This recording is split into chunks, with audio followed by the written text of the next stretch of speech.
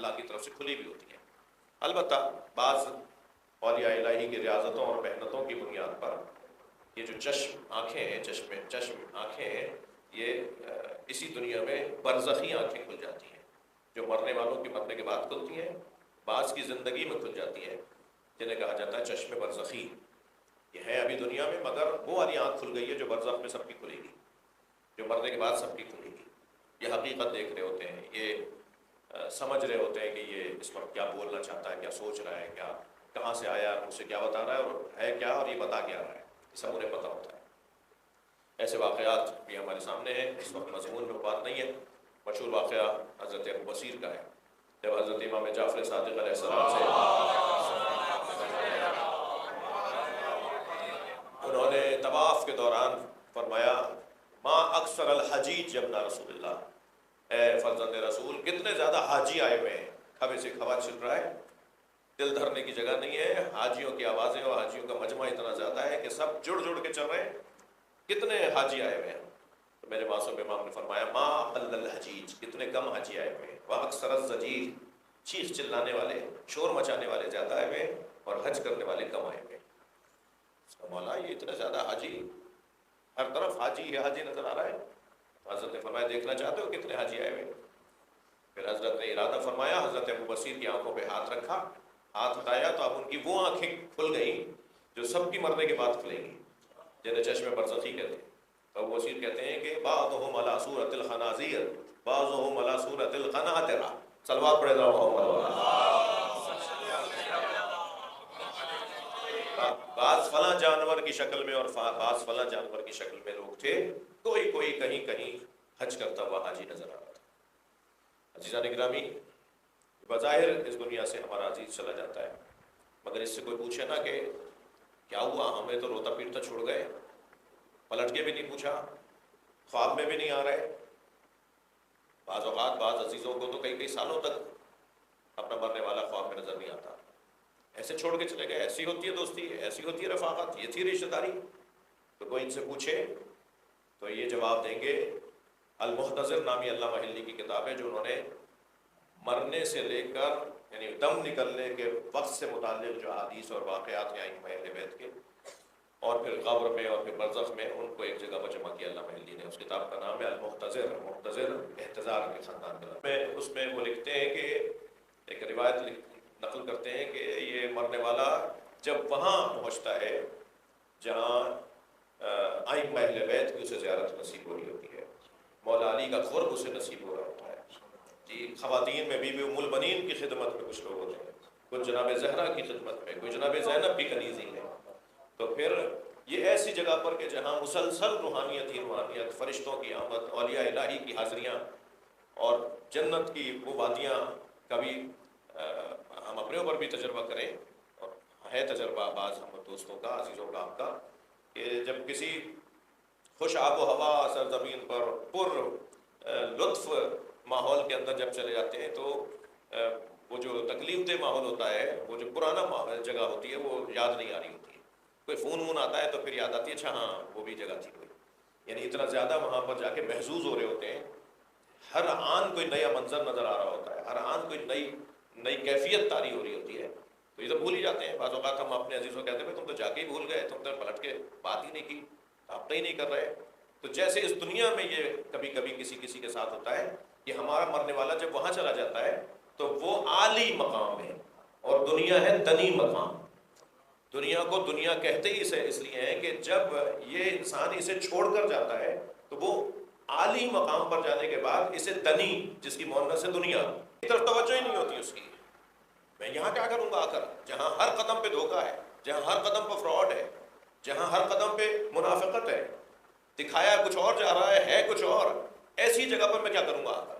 پھر وہاں سے وہ فریادیں کر رہا ہوتا ہے، یعنی آوازیں دے رہا ہوتا ہے اپنے عزیزوں کو کہ رو نہیں، میں بہت اچھی جگہ پر ہوں، میں بہت سکون میں ہوں، تم میری محبت میں رو رہے ہو۔ اب آپ دیکھیں جب ہم قبرستان جاتے ہیں تو قبرستان کا ایک خاص زیارت نامہ ہے، جو وادی حسین میں تو زیارت نامہ لکھا ہوا ہے، بعض قبرستان جو پرانے ہیں ان میں بھی شاید یقین ہوگا، لیکن کتابوں میں بھی ائمہ اہل بیت نے زیارت نامے کو لکھا ہے کہ ان مرحومین کو آپ کو ہمیں سلام کرنا ہے، اور اور سلام کسے کیا جاتا ہے؟ سلام کیا جاتا ہے، سلامتی کا پیغام ہے نا، ہم آپ کے لیے اچھا پیغام لے کر آئے، سلام کا جواب بھی تو واجب ہے۔ اچھا، یہ تو عام مرحومین ہیں جنہیں سلام کرنے کا حکم دیا ہے، اور ائمہ اہل بیت کے مزارات پہ سلام کرنے کے لیے تو یہاں تک ہے کہ اشہد انک تشہد مقامی و تسمع کلامی، زیارت نامے کے اندر ہے کہ مولا میں گواہی دیتا ہوں آپ میرے کھڑے ہونے کو دیکھ رہے ہیں، میرے سلام کو سن رہے ہیں، اور آپ مجھے جواب بھی دے رہے ہیں، مگر آپ کا جواب میرے کان میں اس لیے نہیں آ رہا کہ میرے کانوں پر پردہ ڈلا ہوا ہے، میں آپ کی آواز ہی نہیں سن پا رہا۔ کچھ لوگ ہیں حضرت ابراہیم مجاب، مولا امام حسین کے حرم میں جن کا مزار ہے، انہیں مجاب کہتے اس لیے کہ امام حسین کا جواب آتا تھا انہیں، وہ سلام کرتے تھے انہیں جواب، مجاب جسے جواب دیا جائے۔ اور کچھ لوگوں کا یہ اظہار ہو گیا، اور بہت بڑی تعداد میں اولیاء الہی ہیں جو اس بات کا اظہار نہیں کرتے کہ ہمیں جواب آتا ہے۔